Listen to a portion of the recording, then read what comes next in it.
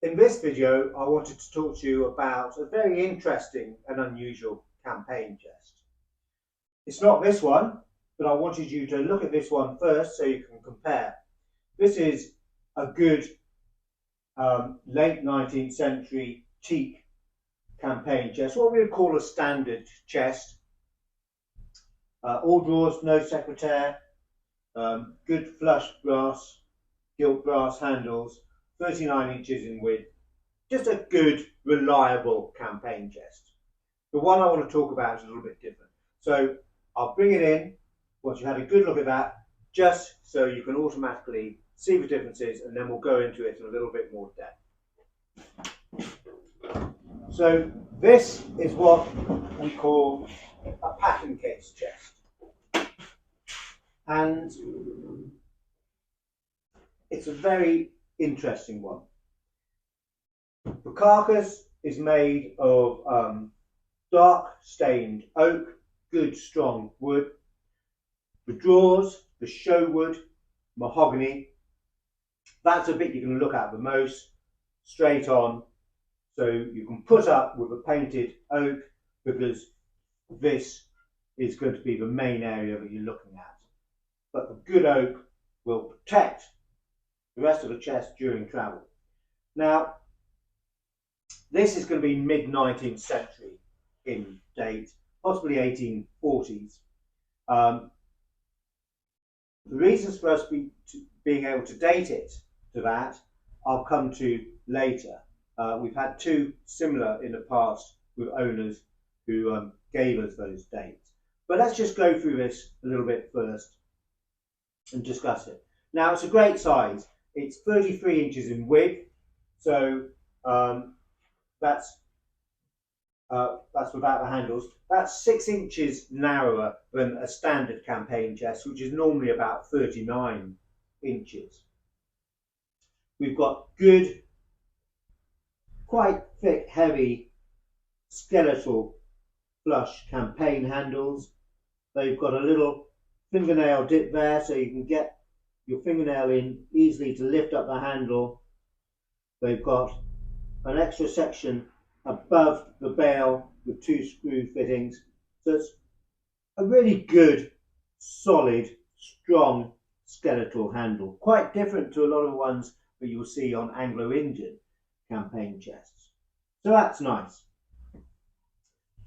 You have got painted tin edging all the way around and caps to the corners. We've got strong iron carrying handles to the sides. And originally, it would have had two boards which would slide down in front of your mahogany drawer fronts on a tongue and groove system. And then to the top here, we've got a keyhole and a scutcheon with a little swivel cover there and a lock pointing out the front here that would lock your cover board in place to protect your drawers during travel. Now, unfortunately, it's quite common for such cover boards to go missing. And as we've spoken in the past, the real shame about that is that it's likely that the soldier's name, rank, regiment would have been painted on the cover boards. And of course, that gives us so much useful information to be able to date the chest and to work out where it might have been with the soldier. But you can also understand how they go missing. They get taken off, they get put into another room, the next generation doesn't know what they're for, they get discarded, they get lost. So let's dig a little bit deeper into this chest and some of its attributes. Now, one really interesting thing about this chest, and I'm going to zoom in a little bit so you can have a much closer look at it.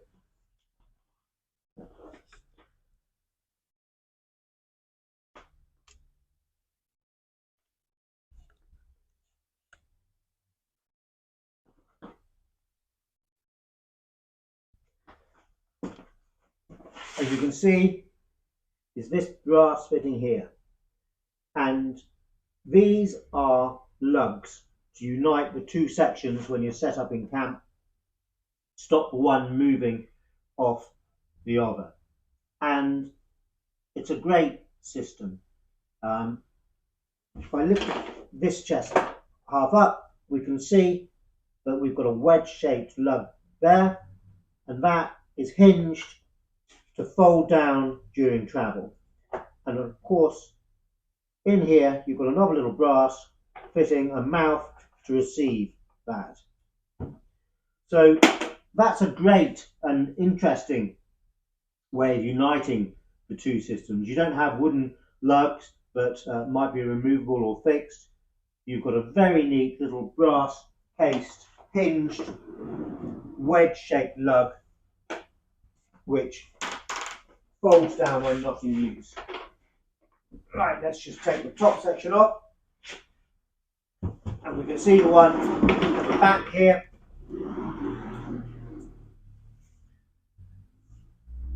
And that just folds down as well. And hopefully also you can see the escutcheon to the top here with its cover plate. On the bottom section there it's a little bit stiffer, but there it is, moving around. The skeletal handles, the grooves to receive the cupboard board. But there's another good attribute to this chest as well. Let's just tip it up and show you. And that's these turned feet. And they are removable on steel threads as opposed to wooden threads that most campaign chests have. Not all, but most. And we can see that there's a raised steel plate there to receive it. And there you can see a plate set in to the top of the foot and also the thread there. So that's a nice touch. Good shaped foot as well, very similar to the feet that we've had on the other two chests that we can date that I'm just about to talk about. So let's just quickly put this chest back.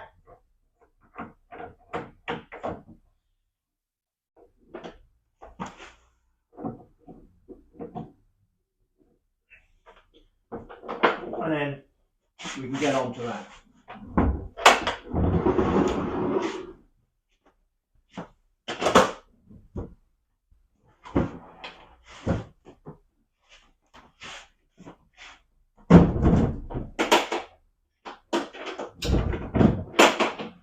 So the chest that's on the screen now is Lieutenant Hubban's chest, and it can be dated to between 1837, when the recently promoted lieutenant joined the 8th King's Royal Irish Light Dragoons, and 1843, when he went on to half pay and then married Marianne Croft, and after marriage left the army. And it's got the same lift-up lugs and similar but slightly different skeletal handles to the drawers on this one. The foot's not identical, but it's got the screw fittings and it's a fairly similar sort of shape. And of course the show wood to the drawer fronts would have also been protected by now missing boards that would slide down from the top on tongue and groove joints, just like this chest, with a lock to fix them in place. What is different is that the Hubban chest doesn't have tin edging, and the side carrying handles are not heavy protruding iron handles, but both sections on either side have got a pair of standard flush campaign drawer handles. And it also, on the top of the chest, although now missing, you can see that it had fittings to screw in a shelving superstructure. And the width of the Hubbard chest is 3 inches bigger than this chest at 36 in width. This next chest was owned by George Donovan, and as you can see, it's very, very similar. An oak carcass with a pattern case, mahogany show wood to the drawer fronts, skeletal handles. And the chest retained one of its protective boards, and Donovan's name and regiment, the 49th, are engraved to a plate fixed to it. No rank is given for George Donovan, so we can assume that Donovan probably purchased the chest when he first entered the army as an ensign on the 2nd of October 1855, hoping to go on to greater things. The hinged fixing lugs are the same, as are the metal threads to the feet and the tongue and groove fittings for the protective board. And also it's got the heavy cast iron handles to the sides. And the tin edging and the handles have all got their original yellow paint, which would help it stand out to Donovan on a baggage train. The thicker skeletal handles are also very similar to this one, and the chest is a little bit wider again at 38 inches, so 5 inches wider than this one. So those two dates from those two soldiers, between 1837 and 1843 for Hubbard and 1855 for George Donovan, give us a good date for this chest, which probably, although we're not 100% sure, came from the same workshop. The turning of the feet are very similar. The fixing lugs are very distinctive. The construction of the chest, all very, very similar, and they could well be from the same workshop. Unfortunately, we haven't found a maker's mark or stamp on either of the three chests, so we don't know who that workshop might be.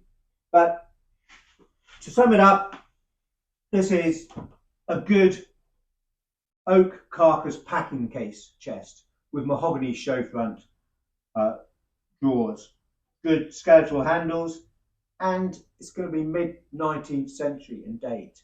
And it's 33 inches in size, makes it a great smaller size, which for modern living, for many people, is really quite practical.